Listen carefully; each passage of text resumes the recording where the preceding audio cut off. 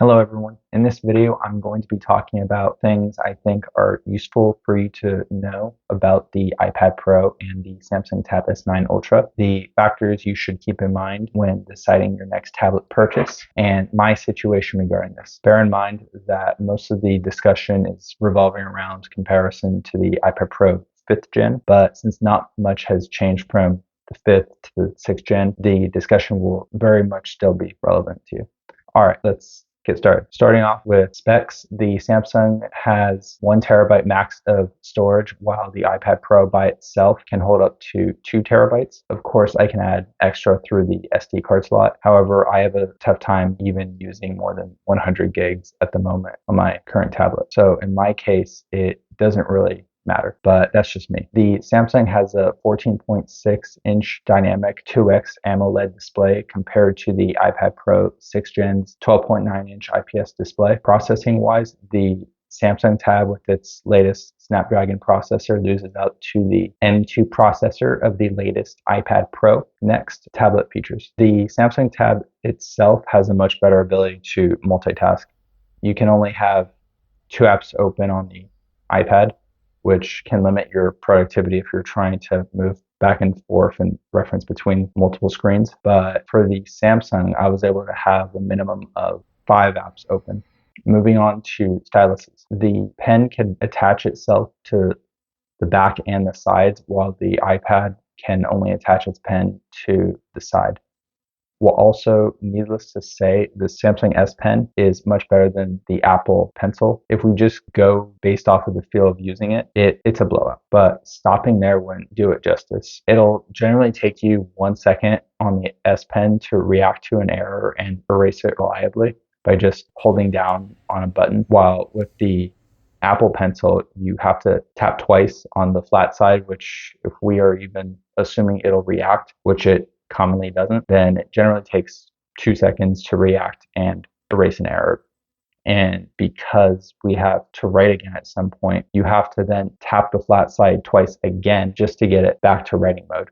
So to go through with that whole process, it unreliably takes about 3 seconds. And in contrast, it reliably takes its counterpart 1 second only to do the same thing. That might not seem like much, but as a student in a lecture, I would be very miserable taking notes amidst a fast talker while not being able to rely on quickly taking notes. It's needless to say what I'd prefer in this situation. Next, the keyboard features. The Samsung Tab S9 Ultra book cover keyboard has some advantages. One is the fact you can detach its case component from the keyboard.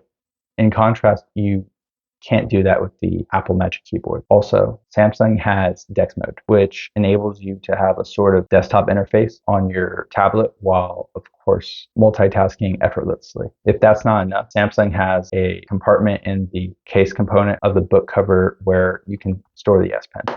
With that feature, you can be assured your handy stylus won't somehow fall out, which the Magic Keyboard lacks. And Samsung's keyboard allows you to angle the tablet back much farther than Apple's. Something you'll find shocking, though, is that if we are talking about tablets acting as laptop capabilities, I honestly believe that despite what has been stated thus far, Apple actually blows out Samsung here. It comes down to keyboard shortcuts. There are simply more options for keyboard shortcuts for navigating its own interface, which even with a limited Apple OS interface lacking in multitasking capabilities, you are able to have more laptop-like capabilities than the Samsung Tab. To make this more apparent, Apple has more seamless keyboard shortcuts within third-party apps to give you an additionally more productive experience with the keyboard. Because it's Android, Samsung is naturally going to have a harder time adding keyboard shortcuts for third-party apps compared to Apple. Most, if not everything Apple does is made by Apple, including its own App Store, while Google Play Store is analogous to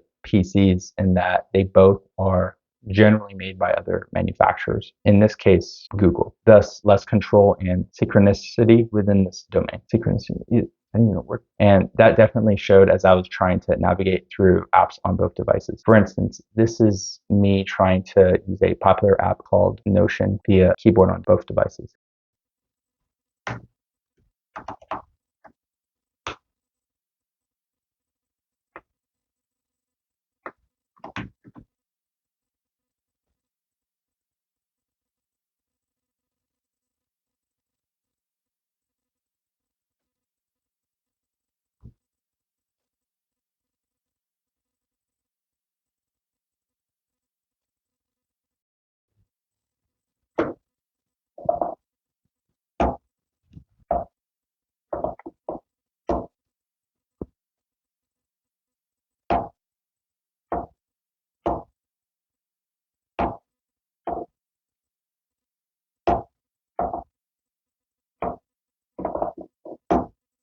So you might be thinking, which should I get? It depends on what you intend to use it for. If you want to use a tablet as a laptop replacement, personally, I don't think we are quite there yet as far as technology is concerned. But if I had to choose, it would definitely be the iPad Pro with the Magic Keyboard, since it seems to me like a much closer approximation of a laptop than its counterpart. However, if you want to have a tablet to use purely as a tablet, then it is a no-brainer to get the Samsung Tab, since, well, the keyboard in addition is a debatable topic. What the Samsung lacks in its processing and laptop capabilities, I believe it makes up for in its specs and features. The way I thought of it is that you have a ridiculously powerful chip in both the Apple MacBook Pro M2 and the iPad Pro 6th Gen. But here's the thing, both devices use the same chips, and I don't think we need to argue that Apple's software interface on its laptop is less restrictive / limiting on its chip than its iPad interface. So why have a ridiculously powerful laptop quality processor on a more limited tablet quality software when you can have that on a laptop? That's why I have the Apple MacBook Pro M2 for performance capabilities, while I have a tablet for feature capabilities.